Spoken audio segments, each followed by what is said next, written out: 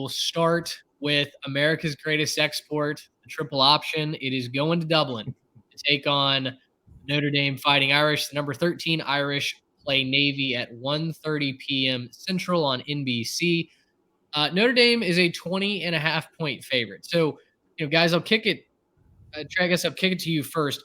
I don't know that the result of this game is necessarily in doubt, but then again, was the result really supposed to be in doubt last year when Northwestern upset Nebraska? I mean, we talked about that in this very week 0 episode, going, there's no way that upset happens, right?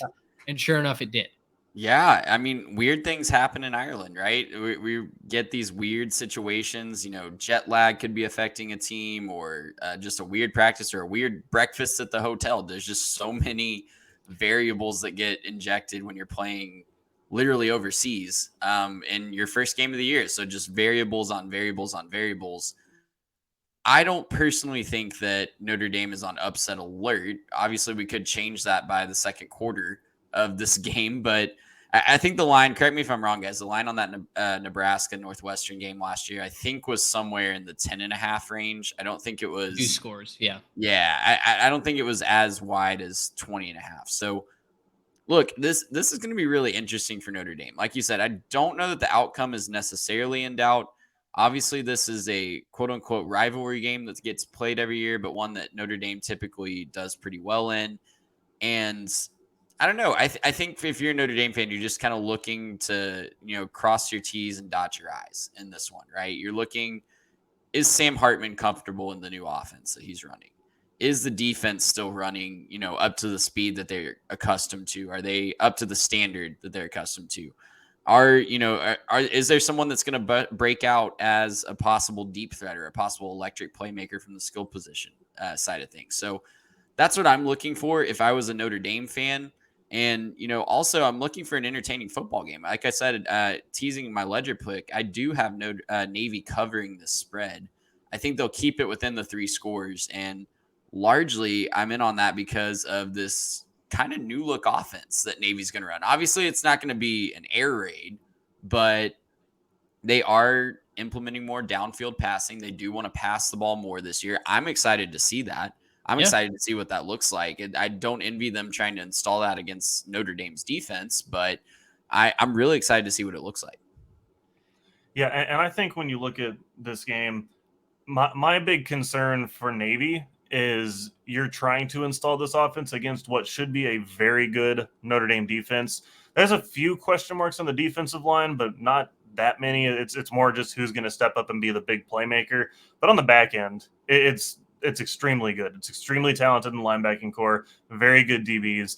And so if you're going to have the season you think you're going to have if you're Notre Dame, you really have to be hoping that this is essentially a glorified scrimmage, right? That you're going out there, you're taking care of business, you're shutting things down on the defense side of the ball, and you're letting your new fancy quarterback, Sam Hartman, you're letting him kind of break in and put up some numbers, put yourself on the early, let's react and call this guy a Heisman front runner list because he had such a good game against Navy, right? You want the overreactions, right? There's some question marks on the offensive side of the ball. Who's going to step up at tight end?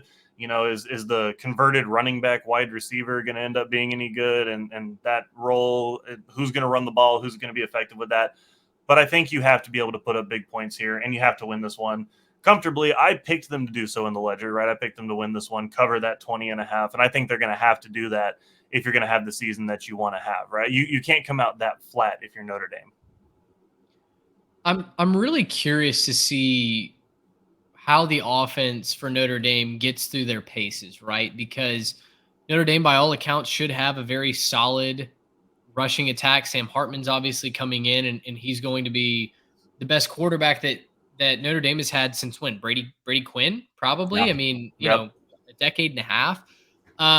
They obviously lose Michael Mayer, but overall, I think according to the FPI, Notre Dame has a 95% chance to win this game. So truly, it's not, the result's not in doubt here.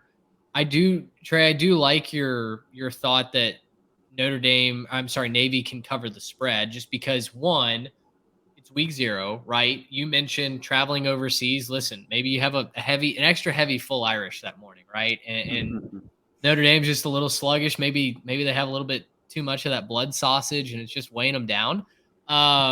You never really know what can happen when you go overseas like that, right? It's almost like a rivalry game where you kind of throw the expected models out the window.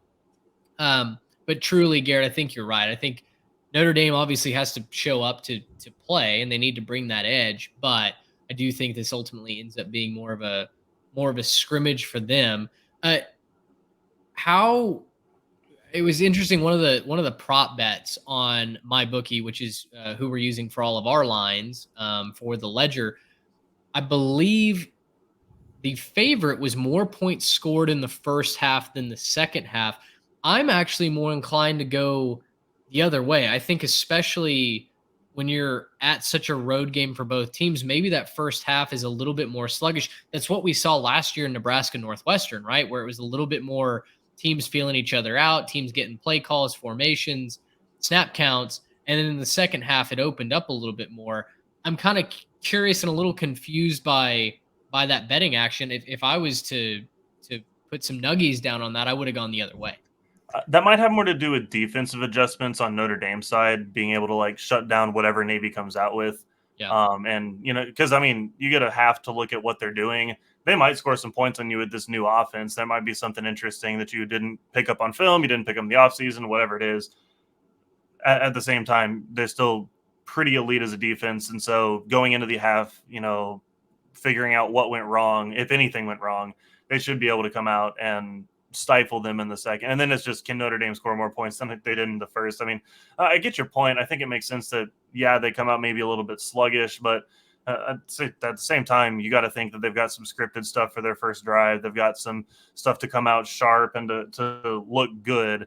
You certainly don't want to look bad if you're Notre Dame in this one, because as we know, they don't play in a conference. And so eye test is almost their entire way to the playoff. It's just eye test plus resume.